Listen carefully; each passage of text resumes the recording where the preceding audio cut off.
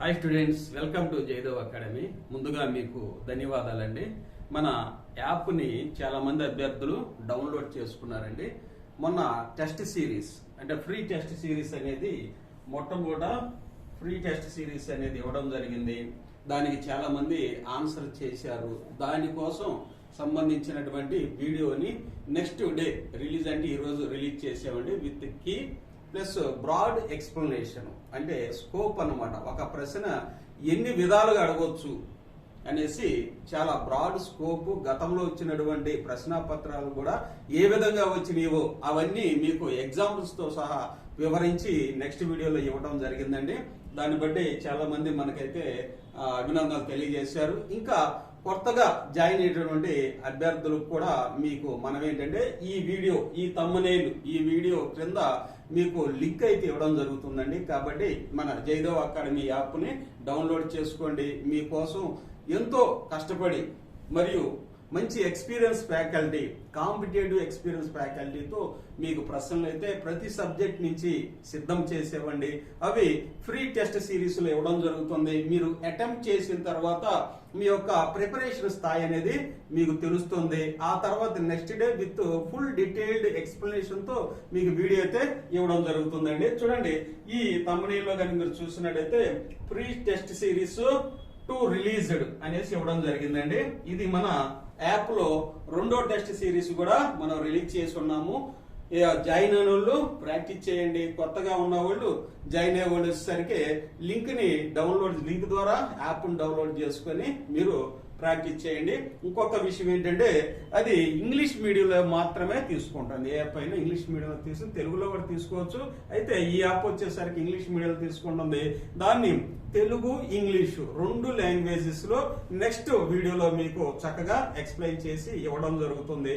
కాబట్టి మన ఎగ్జామ్స్ కనుక చూసినట్టయితే పోలీస్ డిపార్ట్మెంట్ కావచ్చు, మిగతా ఎగ్జామ్స్ లో కూడా ఈ టెర్మినాలజీ, సబ్జెక్ట్ టెర్మినాలజీ అనేది ఇంగ్లీష్ లో నేర్చుకుంటేనే మీకు లాభము, మేలు మరియు ఈజీగా ప్రశ్నని గుర్తించడానికి అవకాశం ఉంటుంది. కాబట్టి ఇంగ్లీష్ లో నేర్చుకోండి. దాని అర్థం కూడా నెక్స్ట్ వీడియోలో అయితే తప్పక చెప్తామండి. కాబట్టి ఇక్కడ చూడండి, ఈ సెకండ్ టెస్ట్ అనేది రిలీజ్ చేసాం. ఫ్రీ టెస్ట్ అనమాట. ఏం లేదు, రోజు ఒక 10 నిమిషాలు కనుక ప్రాక్టీస్ చేస్తే ఇది మీకు చాలా మేలు కలుగుతుంది. మీ యొక్క ప్రిపరేషన్ కి మనం ఏ స్థాయిలో ఉండాలి, ఇంకా ఎంత ప్రిపేర్ అవ్వాలనేది మీకు చాలా లాభం కలిగేటటువంటి అంశం అనమాట. కాబట్టి ఒక్క 10 నిమిషాలు కేటాయిస్తే మీకు మంచి స్కోప్ ఉన్నది. ఎనలైటికల్ బిట్స్ అనేవి మీకు రావడం అనేది జరిగింది.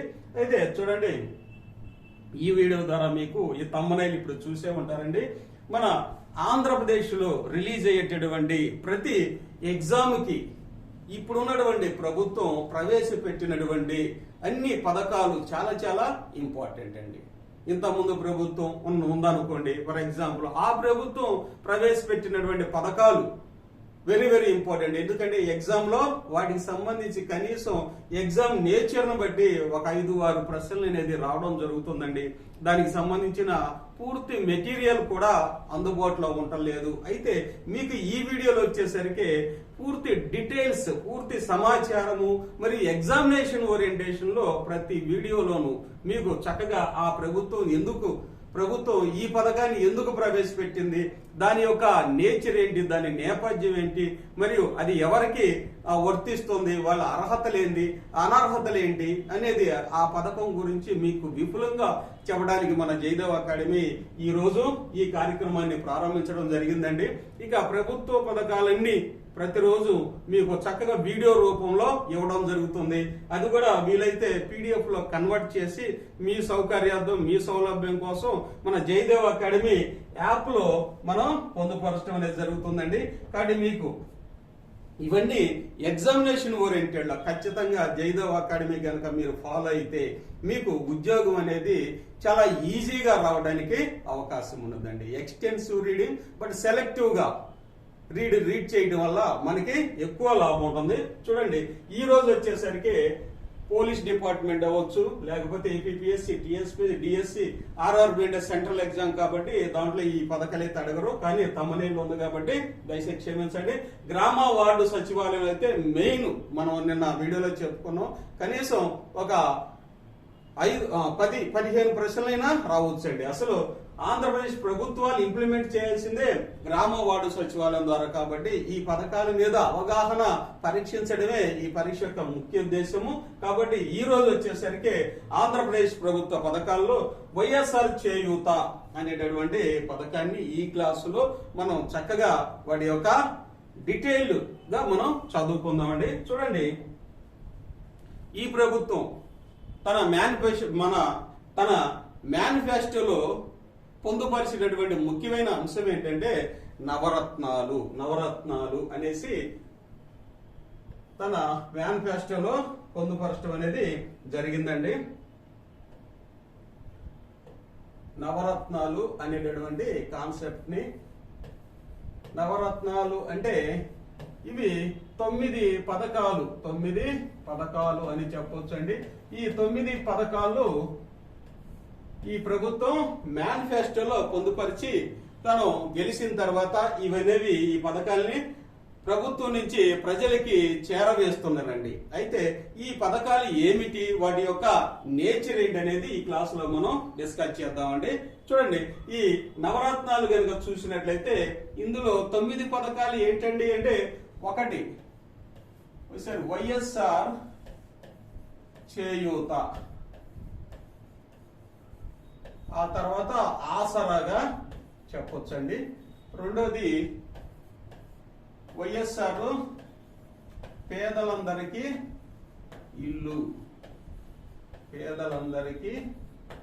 ఇల్లు అనేటటువంటి పథకము. మూడోది వైఎస్ఆర్ రైతు భరోసా,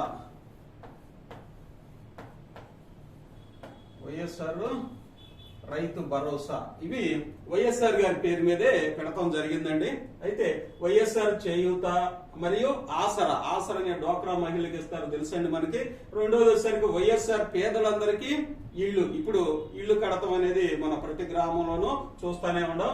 వైఎస్ఆర్ రైతు భరోసా అనేది మూడోదండి. రైతు భరోసా ఇంపార్టెన్స్ కూడా తెలుసు మీకు. రానున్న క్లాసులో దీని గురించి కూడా మనం తెలుసుకుందాం. అట్లనే వైఎస్ఆర్ ఆరోగ్యశ్రీ, అట్లనే మద్యపాన నియంత్రణ,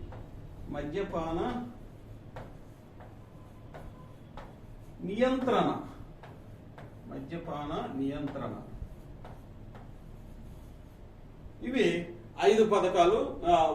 వైఎస్ఆర్ ఆరోగ్యశ్రీ, మద్యపాన నియంత్రణ అనేది 5వదండి. అట్లనే జలయజ్ఞం, వైఎస్ఆర్ జలయజ్ఞం 6వ పథకం.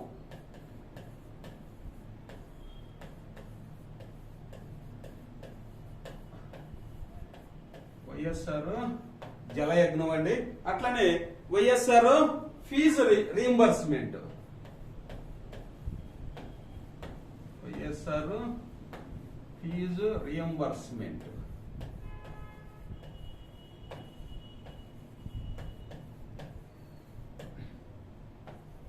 ఎనిమిదోసరికి అమ్మఒడి, వైఎస్ఆర్ అమ్మఒడి.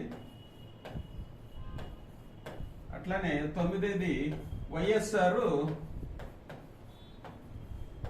పెన్షన్ కానుక, అంటే పెన్షన్ ని పెంపుదల అన్నమాట. ఇది పెన్షన్ ని పెంపుదల.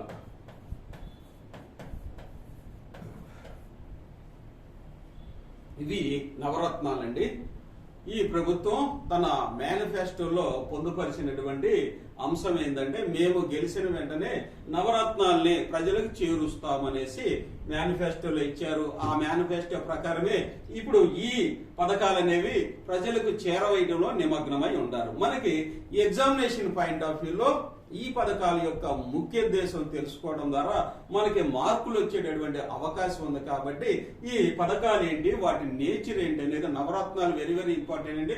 వాటి గురించి ఈ క్లాసులో మనం డిస్కస్ చేద్దాం. అంటే చూడండి, వైఎస్ఆర్ చేయూత ఆసరా అనేటటువంటి పథకం ఈ క్లాసులో మనం చదువుకుందాం. మిగతావన్నీ నేను స్టెప్ వైజ్ గా, అంటే 2 రోజులకి ఒక కార్యక్రమం, అంటే ఒక పథకం గురించి అట్లా మీకు అన్ని వీడియోస్ ఒక క్రమ పద్ధతిలో మీకు ఇవ్వడం ద్వారా మంచి మార్కులు అనేవి వస్తాయని మనం చెప్పుకున్నాం. చూడండి, ఈ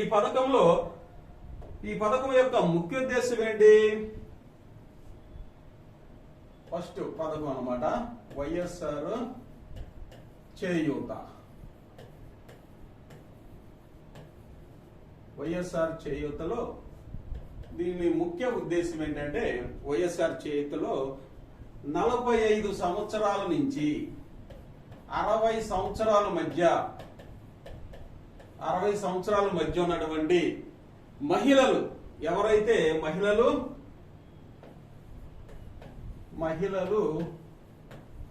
ఎస్సీ ఎస్టీ బీసీ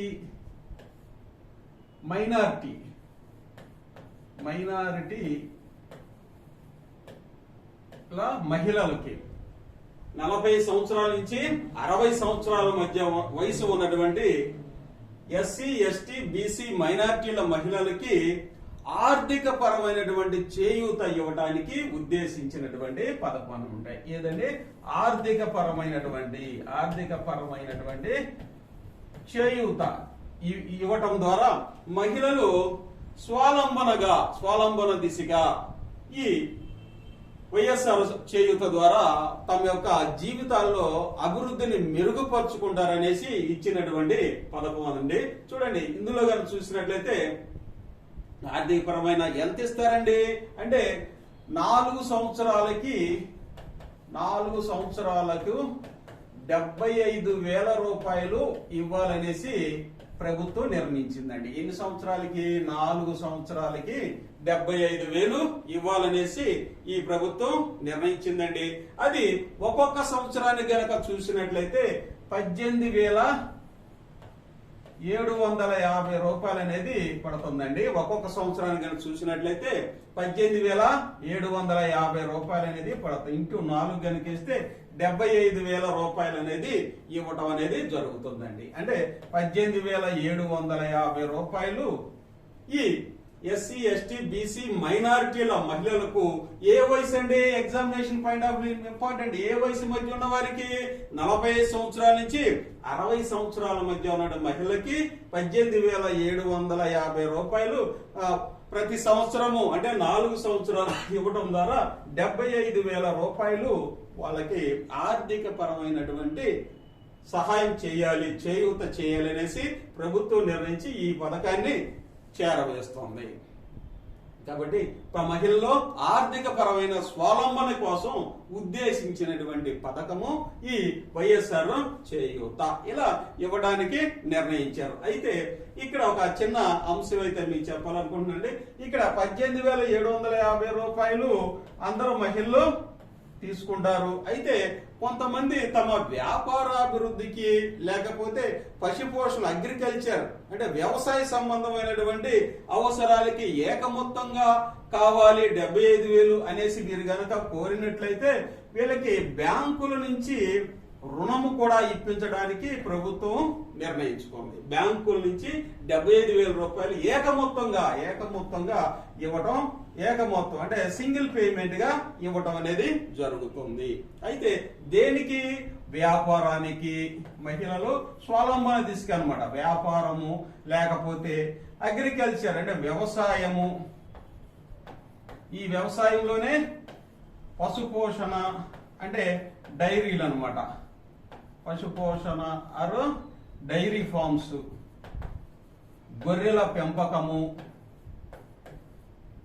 ఆరు మేకల పెంపకము, ఇంకా అనేక రకమైనటువంటి అగ్రికల్చర్ రిలేటెడ్ ఇష్యూస్ అన్నమాట. ఏదైనా పశుపోషణ కావచ్చు, గొర్రెలు లేకపోతే మేకల్ని డైరీ ఫామ్ పెట్టుకోవడానికి ఏకమొత్తంలో బ్యాంకు నుంచి వీళ్ళకి అందించడానికి ప్రభుత్వం రెడీగా ఉంది. ఎలా అందిస్తారు?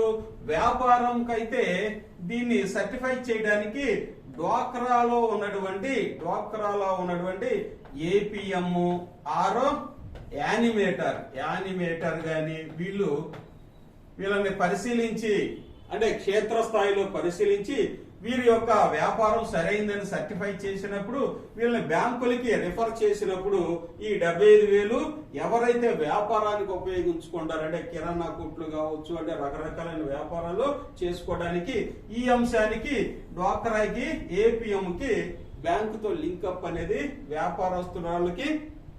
మరి డ్వాక్రా APM or animator with bank కి లింక్ అప్ అయితే చేశారు. కాబట్టి 75,000 ఏక మొత్తంలో వీళ్ళకి ఇవ్వడం అనేది జరిగింది. ఇక్కడ మరి వ్యవసాయము అండ్ అలైడ్ సెక్టర్ అనేది ఉంది. వ్యవసాయం అని వాటికి సంబంధించినటువంటి శాఖలు అనేవి ఉన్నాయి. మరి వీళ్ళని ఎవరు కరెక్ట్ గా చేస్తున్నారు అనేది కనుక చూసినట్లయితే వీళ్ళకి వ్యవసాయానికి సంబంధించినటువంటి వెటర్నరీ డాక్టర్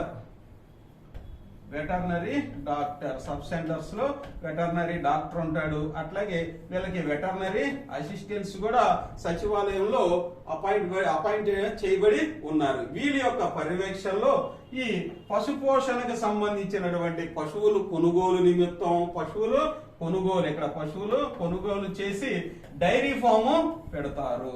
పశువులు కొనుగోలు చేసి డైరీ ఫామ్ పెట్టుకోవడానికి ఇలా గొర్రెలు మేకలు ఇలాంటివి కొనుగోలు చేయడానికి సూపర్వైజింగ్ గా మానిటరింగ్ చేయడానికి వాళ్ళ మీద వెటర్నరీ డాక్టర్ లేకపోతే వెటర్నరీ అసిస్టెంట్స్ అంటే వెటర్నరీ డాక్టర్ గారి పర్యవేక్షణలో వెటర్నరీ అసిస్టెంట్స్ క్షేత్రస్థాయిలో పర్యవేక్షించి వీళ్ళని బ్యాంక్ కి లింక్ అప్ చేసి వీళ్ళకు కూడా 75,000 అనేవి 4 సంవత్సరాలు కాకుండా ఏక మొత్తంలో వీళ్ళకు కూడా ఒకేసారి చెల్లించడం జరిగింది. ఇక్కడ వ్యాపారస్తులు కూడా 75,000 అనేది ఏక మొత్తంలో చెల్లించడం అనేది జరిగింది.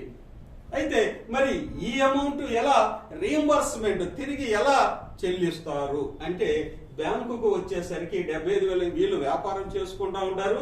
ఇవి కొనుక్కోవాలి కరెక్టే వ్యాపారం కరెక్ట్ అనేసి వీళ్ళు సర్టిఫై చేస్తారు.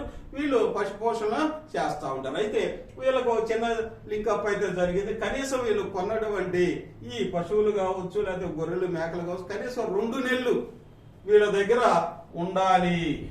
2 నెలలు వీరు వాటిని ఆ వర్క్ చేస్తా ఉండాలి వీళ్ళు పర్యవేక్షణ అనేసి ఇవ్వడం జరిగింది. అయితే మరి 75,000 ఎలా రీఎంబర్స్మెంట్ అవుతారు అనేది మనం డిస్కస్ చేస్తున్నాం.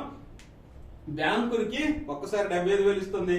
అయితే మనం ఇక్కడ చెప్పుకున్నట్టు ఈ 18,770 అనేది ప్రతి సంవత్సరము బ్యాంకు ద్వారా వస్తాయి కాబట్టి బ్యాంకులో రీఎంబర్స్మెంట్ అవుతా ఉంటుంది అన్నమాట. ప్రతి సంవత్సరానికి 18,750 రూపాయలు 4 సంవత్సరాలు బ్యాంకు వాళ్ళకి రావడం వల్ల ఈ 75,000 అనేది రుణము తీరిపోతుంది. అట్లానే వీళ్ళకి కూడా 75,000 అనేది రుణము తీరిపోతుంది.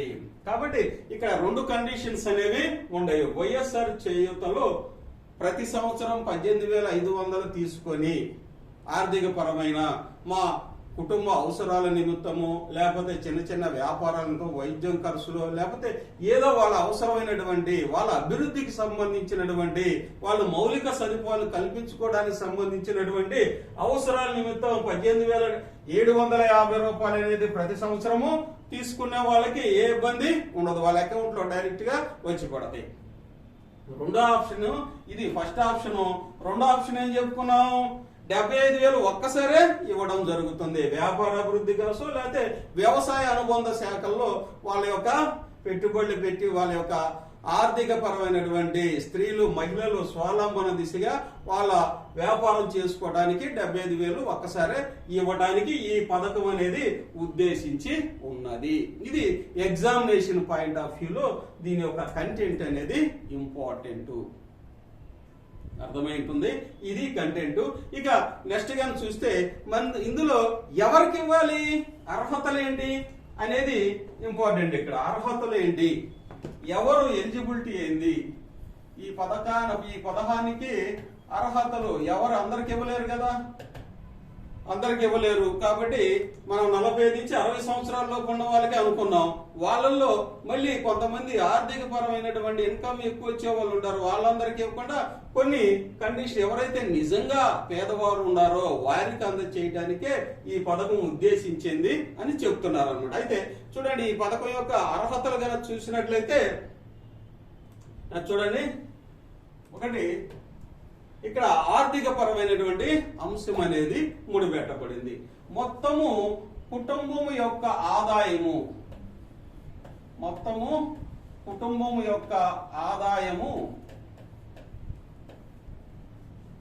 ఎంత ఆదాయము నెలకు ఆదాయము ఇక్కడ పరిగణలోకి తీసుకోవడం జరిగిందండి. ఎంతకి నెలకి అన్నమాట. నెలకి మొత్తం కుటుంబం యొక్క ఆదాయము గ్రామాలలో అయితే అంటే గ్రామీణలో అయితే 10,000 రూపాయలు ఉండాలి. 10,000 రూపాయలు. 10,000 రూపాయలు ఆరు తక్కువ. అదే పట్టణాల్లో అయితే 12,000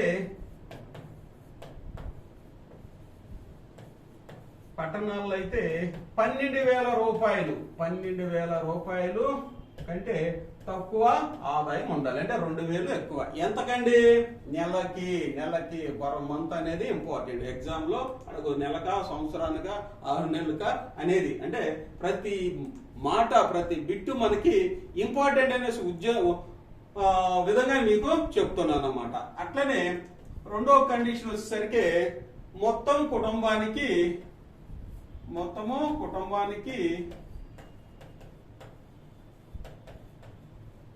పొలము అనేది ఇక్కడ క్రైటీరియా తీసుకుంటున్నారండి. పొలం అనేది ఒక ఎలిజిబిలిటీ క్రైటీరియా తీసుకుంటున్నారు. ఎంత ఉండాలి అంటే మాగాని అయితే 3 ఎకరములు, మెట్ట అయితే 10 ఎకరములు. 10 ఎకరములు అంటే మీకు కన్ఫ్యూజ్ అవ్వకుండా ఇది కూడా రాస్తున్నా. ఎకరములు అనేవి మీరు కన్ఫ్యూజ్ అవుతారు. కాబట్టి మాగానైతే 3 ఎకరాలు మించి ఉండకూడదు. 3 ఎకరాలు 3 ఎకరాల కంటే తక్కువ. అట్లనే మెట్ట అనుకో 10 ఎకరాలు అంతకంటే తక్కువ. మరి రెండు కలిసి ఉంటే 3 + 7 మొత్తం 10 ఎకరాల కంటే తక్కువ ఉండాలి. 3 ఎకరాలు అనేవి మాగానికి మించి ఎక్కువ ఉండకూడదు.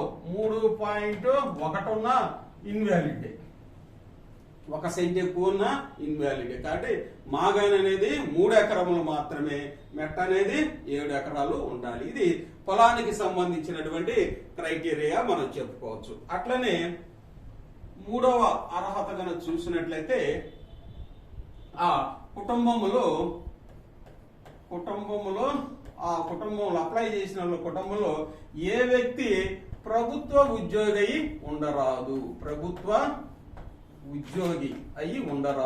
అట్లానే ప్రభుత్వం నుంచి పెన్షన్ తీసుకుంటున్నటువంటి వ్యక్తి అయి కూడా ఉండరాదు. ప్రభుత్వం నుంచి పెన్షన్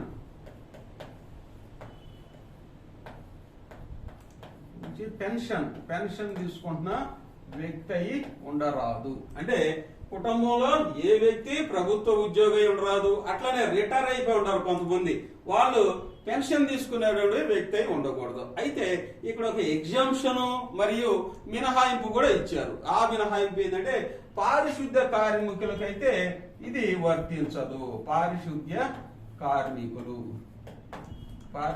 కార్మికులు గ్రామాల్లో గాని పట్టణాల్లో గాని పారిశుద్ధ్య కార్మికులు ఉంటారు. వాళ్ళ యొక్క ఆదాయం అనేది చాలా తక్కువ ఉంటుంది. మినహాయించిన వాళ్ళు ఎవరండి? పారిశుద్ధ్య కార్మికులు. మీకోసం ఇది రాస్తామండి. మినహాయించిన వారు, ఇది పారిశుద్ధ్య కార్మికుల్ని మినహాయించడం అయితే జరిగిందండి. ఇంకా 4వ అంశం వస్తే ఆ కుటుంబం నెల మొత్తము ఉపయోగించేటటువంటి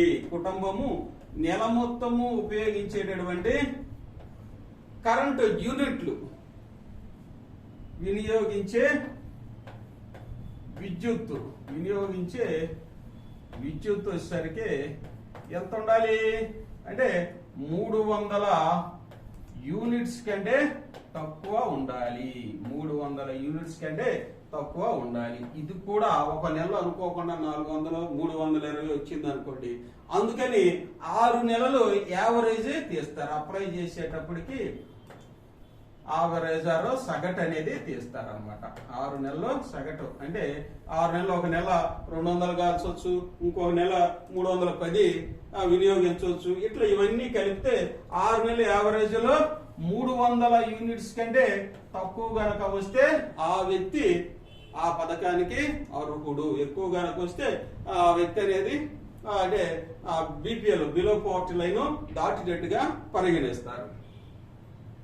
నెక్స్ట్ 5వ పాయింట్ కనుక చూసినట్లయితే కొంతమందికి పట్టణాల్లో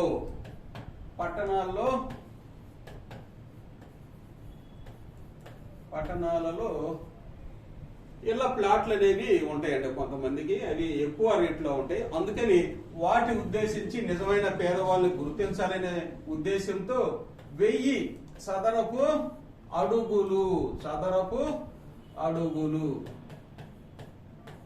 ఇక్కడ గజాలు అనొచ్చు. 1000 చదరపు అడుగులు అనేది ఇంపార్టెంట్.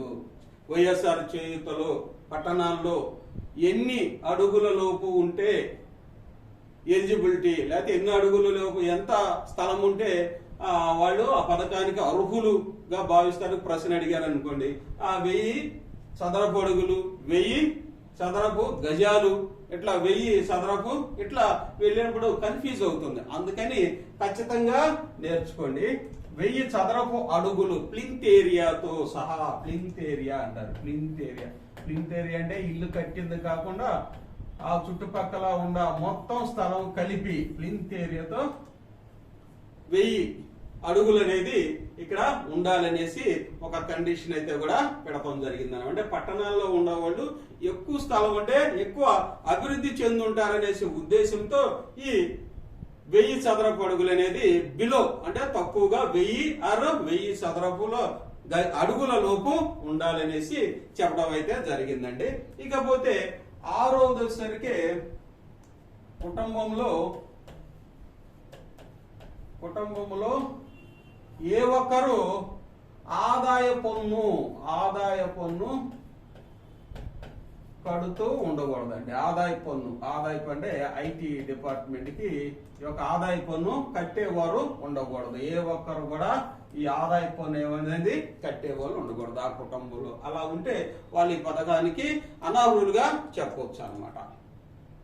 ఆదాయ పన్ను కడితే ఆటోమేటిక్ గా వాళ్ళు ఎక్కువ ఆదాయ పన్ను పొందుతున్నట్టేగా, కాబట్టి వాళ్ళు ఇన్వాలిడ్ గా వస్తారు. అట్లనే 7వ అర్హతగా చూసినట్లయితే ఆ గ్రామంలో ఆ పట్టణంలో ఆధార్ కార్డు అనేది ఉండాలి. ఆధార్ కార్డు మరియు రేషన్ కార్డు కూడా ఉండాలి. ఈ 2 గనక ఉంటే ఇక ఖచ్చితంగా వీళ్ళు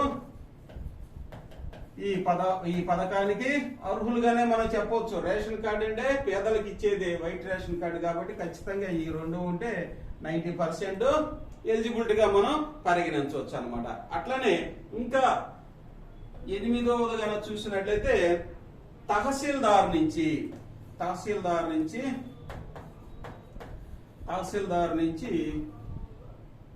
ఎస్సీ, ఎస్టీ, బీసీ, మైనారిటీస్ వర్గాలకు చెందినటువంటి క్యాస్ట్ సర్టిఫికేట్ పొంది ఉండాలి.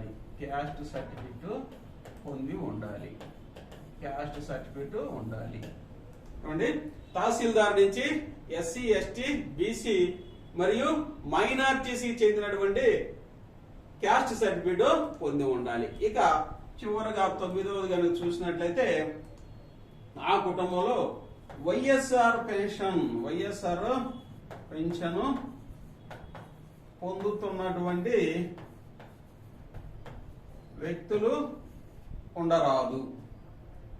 ఉంటే అనర్హులు అన్నమాట. వైఎస్ఆర్ పెన్షన్ పొందుతున్నటువంటి వ్యక్తులు గనక ఉంటే వాళ్ళు ఇన్వాలిడ్ అనమాట. వాళ్ళు పనికిరారు అనమాట. అంటే పొందుతుండే ఆటోమేటిక్ గా ఏదో పెన్షన్ వచ్చింది కాబట్టి వీళ్ళని ఇన్వాలిడ్ గా అనర్హతగా చూస్తారనమాట. కాబట్టి చూడండి, వైఎస్ఆర్ పెన్షన్ పొందుతున్న వ్యక్తులు ఇవన్నీ అర్హతకు ఇచ్చినటువంటి మార్గదర్శకాలు అనమాట. ఈ 9 మార్గదర్శకాలు. అయితే ఇంకా నెక్స్ట్ గాని చూస్తే ఈ పెన్షన్ అందించడంలో అనేక ఇబ్బందులు అనేవి తలెస్తున్నాయని కొత్తగా ఈ సంవత్సరం నుంచి వచ్చేసరికి కొంత న్యూ అనేది అంటే కొన్ని రూల్స్ అనేవి మరికొన్ని ఇవ్వడం జరిగిందండి. వాటిని కానీ చూసినట్లయితే కంపల్సరిగా ఆధార్ కార్డుకి సెల్ ఫోను ఆధార్ కార్డుకి సెల్ ఫోన్ నెంబర్ కానీ ఫోన్ నెంబర్ కానీ లింక్ అనేది అవ్వాలనేసి ఒక కండిషన్ అయితే పెడతాం జరిగిందండి. ఆధార్ కార్డుకి ఇప్పుడు అందరూ చేస్తున్నారు. ఆధార్ కార్డుకి ఆరో సెల్ ఫోన్ అనేది లింక్ అనేది అవ్వాలి. ఇంకా ముఖ్యమైన అంశం ఏంటంటే ఆధార్ కార్డులో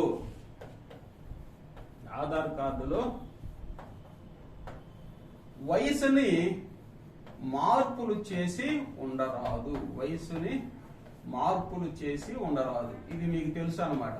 45 సంవత్సరాలు రాని వాళ్ళు ఆటోమేటిక్ గా 44, 43 ఉందనుకోండి, 43 గాని 44 గాని, లేకపోతే మంత్స్ లో ఒక 2-3 నెలలు తక్కువైంది అనుకో కట్ ఆఫ్ డేట్ కి, వీళ్ళు ఏం చేస్తారు, కొంతమంది ఈ మధ్య ప్రయత్నిస్తున్నారు 45 వచ్చే విధంగా వీళ్ళు కొంతమంది ప్రయత్నిస్తున్నారు అనమాట. అందుకని ఆ ఆధార్ హిస్టరీలో అనేది ఆటోమేటిక్ గా తెలిసిపోతుంది. మీరు మార్పులు చేశారు అనేది ఆటోమేటిక్ గా తెలిసిపోతుంది. కాబట్టి ఈ 40 సంవత్సరాలు సంబంధించినటువంటి క్రైటీరియా అయితే చాలా మంది వైఎస్ఆర్ పెన్షన్ కూడా ఆధార్ కార్డుల్ని ఆ వయసు పెంచడం, 58 ఉండేవాళ్ళు 60 చేయటం, 59 ఉండేవాళ్ళు 60 చేయటం, అట్లా నంబర్ ఆఫ్ టైమ్స్ చేంజ్ చేయటం. ఇప్పుడైతే 43, 44 మంత్స్, కొంతమంది రోజుల్లో కూడా మిస్ అయ్యే వాళ్ళు ఆటోమేటిక్ గా వస్తాయి అన్నటువంటి ఆశతో ఇలా చేయటం వల్ల వాళ్ళు కూడా ఆధార్ కార్డును గనక మార్పులు గనక చేస్తే ఆటోమేటిక్ గా వాళ్ళ యొక్క అర్హత కూడా పోతుంది. అంటే హిస్టరీలో చూపెడతారు ఆధార్ కార్డు మార్చారనేసి చూపెడతాం అనేది జరిగింది అనమాట. కాబట్టి ఈ మార్పులు అయితే చేయకుండా ఉండాలి. ఆటోమేటిక్ 40 సంవత్సరాల రాగానే నెక్స్ట్ ఇయర్ అయినా అప్లై చేసుకోవచ్చు. కానీ ఇలా చేయటం వల్ల ఆ ఆధార్ కార్డు వాళ్ళకి సంబంధించి కొన్నిసార్లు హోల్డ్ లో కూడా పెట్టేటువంటి అవకాశం ఉంది. కాబట్టి మీ చుట్టుపక్కల ఎవరన్నా ఉన్నా గానీ వాళ్ళకు కూడా ఆధార్ కార్డులు ఇదివరకు మార్చారు, అప్పుడు ప్రభుత్వం గుర్తించాలి ఎట్లా మారుస్తారండి. ఆ తర్వాత ప్రభుత్వం తెలుసుకొని ఆటోమేటిక్ గా దాని మీద ఒక నిఘా అయితే ఏర్పాటు చేశారు. కాబట్టి జెన్యున్ గా 1 ఇయర్ తర్వాత వచ్చేదాన్ని పోగొట్టుకోకుండా ఆధార్ కార్డులో వయసు అయితే మార్పులు చేర్పులు అనేది చేయకుండా జాగ్రత్త పడటం వల్ల ఆ కార్డు ట్రాన్స్పరెంట్ గా మంచిగా ఉందనేసి నెక్స్ట్ ఇయర్ అని ఇస్తారు. కానీ అట్లా కాకుండా మారుస్తా ఉంటే 40 సంవత్సరాలు కొంతమంది రాలేవు, ఫోన్లోను లేకపోతే ఎక్కడో ఉండుంటాయి, అట్లా పోయేటటువంటి అవకాశం అయితే ఉంది. కాబట్టి డియర్ ఫ్రెండ్స్, చూడండి మనం ఎంతవరకు ఏం డిస్కస్ చేశాము అని కానీ చూసినట్లయితే, మనం ఆంధ్రప్రదేశ్ ప్రభుత్వం ప్రకటించేటటువంటి ఉద్యోగాల్లో ఖచ్చితంగా ప్రభుత్వ పథకాలు అనేవి సింహభాగం అనేది ఏర్పాటు చేస్తుంది. ఆ సింహభాగం అంటే ఎక్కువ ప్రశ్నలు వచ్చే అవకాశం ఉంది. కాబట్టి నిరుద్యోగులం కాబట్టి ఈ మార్కులు మనకెంతో విలువైనవి. కాబట్టి ప్రతి పథకానికి సంబంధించిన ముఖ్యాంశాలు నేర్చుకోవడం ద్వారా మీరు ఆ పథక ముఖ్యాంశాలు నేర్చుకోవడం వల్ల మార్కులు అనేవి పొందటమే ఈ వీడియోలో ఉన్నది ప్రధానమైన అంశంగా మీకు తెలియజేస్తున్నానండి. కాబట్టి ఇవన్నీ మీకు రెగ్యులర్ గా చక్కగా ఎగ్జామినేషన్ ఓరియంటెడ్ లో ఇస్తాను. మీరు కూడా మీ ఫ్రెండ్స్ కూడా షేర్ చేయండి. మీ ఫ్రెండ్స్ కూడా షేర్ చేయటం వల్ల వాళ్ళు కూడా మంచి మార్కులు పొందడానికి అనేది అవకాశం ఉన్నది. కాబట్టి ఇక్కడ ఈ అంశంలో మనం చెప్పింది ఏంటంటే న్యూ టెస్ట్ సిరీస్ అనేది రిలీజ్ అయిందండి. కాబట్టి అది కూడా యాప్ ని డౌన్లోడ్ చేసుకున్న వాళ్ళు ప్రాక్టీస్ చేయండి. డౌన్లోడ్ చేసుకున్న వాళ్ళు లింక్ ద్వారా త్వరగా డౌన్లోడ్ చేసుకోండి. అట్లానే మీ ఫ్రెండ్స్ కూడా చెప్పడం ద్వారా వాళ్ళకి చాలా మేలు చేసిన వాళ్ళైతే అవుతారు. అట్లానే ముఖ్యాంశాలు ఏం చెప్పుకుంటూ వెళ్ళామండి, నవరత్నాలు అనేది ఈ ప్రభుత్వం యొక్క తన మేనిఫెస్టోలో చెప్తూ పెట్టింది. కాబట్టి ఆర్థిక పరమైనటువంటి ఈ స్వావలంబన కోసం కొన్ని పథకాలు ఉద్దేశించున్నాయి. అవి ప్రజా సంక్షేమ దృష్ట్యా ఇంప్లిమెంట్ చేస్తున్నాం అనేసి ప్రభుత్వం ప్రకటించి నవరత్నాల్ని ప్రజలకి చేరవేస్తున్నారన్నమాట. వాటిల్లో ముఖ్యాంశాలుగా వచ్చేసరికి ఈ 9 పథకాలు అనేవి మనం నవరత్నాల్లో తెలుసుకుందామండి. అట్లనే నవరత్నాలే కాక ఇంకా మిగతా పథకాలు కూడా ఉన్నాయి. అవి కూడా ఎగ్జామ్ యొక్క సీరియస్నెస్ బట్టి, ఎగ్జామ్ యొక్క ఓరియంటేషన్ బట్టి అవి కూడా మీకు ఎక్స్ప్లెయిన్ చేసి చెప్తానండి. కాబట్టి ఈ 9 పథకాలు అనేవి వెరీ వెరీ ఇంపార్టెంట్. వాటిలో మనం మొట్టమొదటి పథకం వచ్చేసరికి వైఎస్ఆర్ చేయూత గురించి చెప్పుకున్నామండి. దాంట్లో ముఖ్యాంశాలు ఒకసారి చూడండి, మర్చిపోకుండా మీరు వింటారు. వైఎస్ఆర్ చేయూత మొట్టమొదటిది ఇక్కడ ఏజ్ క్రైటీరియా అని చెప్పుకున్నాండి, 40 నుంచి 60 సంవత్సరాలు మధ్య ఉన్న మహిళలు మాత్రమే ఎలిజిబుల్ ఉంటారని చెప్పుకున్నాం. వాళ్ళు వచ్చేసరికి ఎస్సీ ఎస్టీ బీసీ మైనారిటీలకి వాళ్ళకి ఆర్థిక పరమైన స్వావలంబన కోసం ఈ పథకం ఉద్దేశించిందని చెప్పాం. 4 సంవత్సరాలకి సంవత్సరానికి ఎంత మొత్తం అని అడుగుతారు ఎగ్జామినేషన్ బయట 18,750.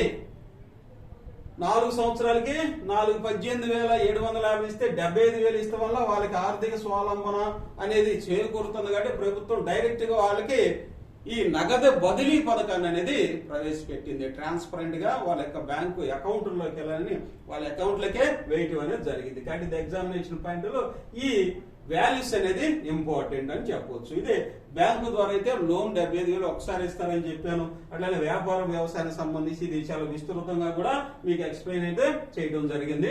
ఇక వీటి యొక్క ఎలిజిబిలిటీలో ఇంపార్టెంట్ అర్హతలు ఏంటండి అని చూసినట్టయితే కుటుంబం నెల ఆదాయము గ్రామీణ ప్రాంతాల్లో 10,000, పట్టణ ప్రాంతాల్లో 12,000 అని చెప్పుకున్నాం. ఇక రెండోది వచ్చేసరికి పొలం ఎక్కువ ఆటోమేటిక్ గా అభివృద్ధి చెందిన వాళ్ళు అనేది చెప్పవచ్చు. అయితే కొన్ని ఏరియాలో పొలాలు ఉన్నా కానీ సరిగ్గా పండగ బీదతనంతోనే ఉంటారు. ఆ ఉద్దేశాన్ని పరిగణలో తీసుకొని మాగానైతే 3 ఎకరాలు, మెట్ట అయితే 10 ఎకరాలు ఉండాలని, 2 కనుకుంటే 10 ఎకరాల లోపే ఉండాలి. మేఘాని మాత్రం కంపల్సరిగా 3 ఎకరాల లోపే ఉండాలి అనేసి ఇక్కడ ఒక క్రైటీరియా, ఒక అర్హత అయితే పెడతాం జరిగిందండి. ఇది ఇంపార్టెంట్. ఇవన్నీ ఇది కాదు ఇది అవునని వైఎస్ఆర్ చేతిలో ఇది అర్హత కాదు, ఇందులో నుంచి ఒకటే కనుగొనుము అనేసి ఇవ్వడానికి అవకాశం ఉంది. అందుకనే మీకు ఇది ఇస్తున్నాను. కుటుంబం వస్తే ప్రభుత్వ ఉద్యోగం, మరి ప్రభుత్వం నుంచి పెన్షన్ పొందేవాళ్ళు కాబట్టి ఇక్కడ మినహాయింపు పారిశుద్ధ్య కార్మికులకి మినహాయింపు ఇచ్చారు. కుటుంబం వినియోగించే విద్యుత్ వెరీ వెరీ ఇంపార్టెంట్. 300 యూనిట్స్ కంటే తక్కువ 300 యూనిట్స్, అది 6 నెలల్ని సగటుగా తీసుకొని చూస్తారన్న. కొంచెం ఎక్కువైనా తక్కువైనా అది సగటులో పోతుంది కాబట్టి. ఇక నెక్స్ట్ గా చూసినట్లయితే పట్టణాల్లో వచ్చేసరికి ఇది వెరీ వెరీ ఇంపార్టెంట్. 1000 చదరపు అడుగుల్లో మాత్రమే ఉండాలి ఆ ఇంటి యొక్క నిర్మాణం కానీ ఆ స్థలం కానీ 1000 చదరపు అడుగులు. కుటుంబం యొక్క ఆదాయ పన్ను చెల్లించే వాళ్ళు కుటుంబంలో ఉండకూడదు. ఎవరైతే అప్లై చేస్తారో వాళ్ళ యొక్క కుటుంబంలో ఆదాయ పన్ను అంటే ఐటీ ఉండవాళ్ళు ఉండకూడదు. రెండోది ఆధార్ కార్డు, రేషన్ కార్డు ఉండాలి, అది క్రైటీరియా. తహసీల్దార్ నుంచి క్యాస్ట్ సర్టిఫికెట్లు తీసుకోవాలి. 9ది వైఎస్ఆర్ పెన్షన్ పొందుతున్న వ్యక్తులు అనేవాళ్ళు దీనికి అనర్హులుగా చెప్పామన్నమాట. ఇక లాస్ట్ వన్ వచ్చేసరికి 2 కొత్తగా అనేది ఇందులో చేర్చడం జరిగింది. ఆధార్ కార్డుకి సెల్ ఫోన్ నెంబర్ లింక్అప్ చేయమన్నారు. అట్లానే ఆధార్ కార్డులో వయసును అనేది మార్పులు చేయొద్దని చెప్పారు. ఇది కులంకషంగా డీటెయిల్డ్ గా మీకు ఇచ్చినటువంటి ఇన్ఫర్మేషన్. దీనిలో వైఎస్ఆర్ చేతిలో అర్హతలకి ఇది కాదు అనేసి కొన్ని అందులో ఒకటి కాను తీస్తాడు. ఇవి మీరు మొత్తం డీటెయిల్డ్ గా తెలుసుకోవడం ద్వారా దాన్ని చక్కగా ఎలిమినేషన్ చేసుకొని దాని నుంచి ఒక బిట్టు, ఒక మార్కు పొందడమే మన శ్రమ. ఇది మనం ఎంతసేపు చెప్పుకుంది. ఎందుకంటే ఒక మార్కును మనం ఎలా పొందాలి, ఉద్యోగాన్ని ఎలా దగ్గరికి తెచ్చుకోవాలనే దానికి ఉద్దేశించిందే ఈ వీడియో. కాబట్టి మీరందరూ చక్కగా నోట్స్ పీడిఎఫ్ లో కూడా తీసుకోవచ్చు. కాబట్టి ఇంతవరకు మన వీడియోని మీరు వీక్షించినందుకు మరొకసారి జయదేవ్ అకాడమీ తరఫున మీకు ధన్యవాదాలు తెలియజేస్తున్నాను. అట్లనే సబ్స్క్రైబ్ చేసుకోండి. సబ్స్క్రైబ్ కంపల్సరీగా ఖచ్చితమైన ఎగ్జామినేషన్ ఓరియంటెడ్ లో మీకు మంచి లెసన్స్, మంచి వీడియోస్ అనేది మీకు ఖచ్చితంగా మీ టైం వేస్ట్ కాకుండా మంచి వీడియోస్ అనేది ఇవ్వడానికి మేము ప్లాన్ చేసామండి. కాబట్టి సబ్స్క్రైబ్ చేసుకోండి. మీ ఫ్రెండ్స్ కూడా షేర్ చేస్తే మన ఇన్స్టిట్యూట్కి మీరు మెయిల్ చేసిన వాళ్ళు అవుతారు. అట్లానే బెల్ బటన్ క్లిక్ చేయడం వల్ల మీకు నోటిఫికేషన్స్ అని ఎప్పుడైతే అప్పుడు మాకు అందుబాటులో టైంలో మీకు ఈ వీడియోస్ అయితే రావడానికి అవకాశం ఉంది. కాబట్టి ప్రతి మార్కు అనేది చాలా చాలా ఇంపార్టెంట్ అని మీకు తెలియదు కదా. ఒక మార్కు మీదే 1000 మంది ఉంటారు. ఒక మార్కును పొందితే ఆ 1000 మందిని నువ్వు క్రాస్ చేసి వెళ్తావు. కాబట్టి ఇవన్నీ వచ్చు తెలుసు అనుకుంటారు. కానీ ఎగ్జామ్ లోకి వెళ్ళినప్పుడు ఈ మొత్తం ఒక్కసారి చూస్తే కన్ఫ్యూజ్ అవుతారు. ఏ పథకం ఏంటి అనేది కన్ఫ్యూజ్ అయ్యి తప్పులు పెడతానికి అవకాశం ఉంది. కాబట్టి చక్కగా రివిజన్ అయ్యి ఇది వినండి. 1కి 4 సార్లు వినటం ద్వారా మీకు మంచి మార్కులు రావాలి. ఆంధ్రప్రదేశ్ ప్రభుత్వం ప్రకటించే ప్రతి ఎగ్జామ్ లోనూ ఈ మార్క్స్ అనేవి లేకపోతే ఈ టాపిక్స్ అనేవి ఉంటాయని మీకు తెలియదు కాదు. కాబట్టి మీరు చక్కగా వింటి మీ ఫ్రెండ్స్ కూడా షేర్ చేస్తారని మరొకసారి మీకు ధన్యవాదాలు తెలియజేస్తున్నామండి. థ్యాంక్ యూ అన్నారు.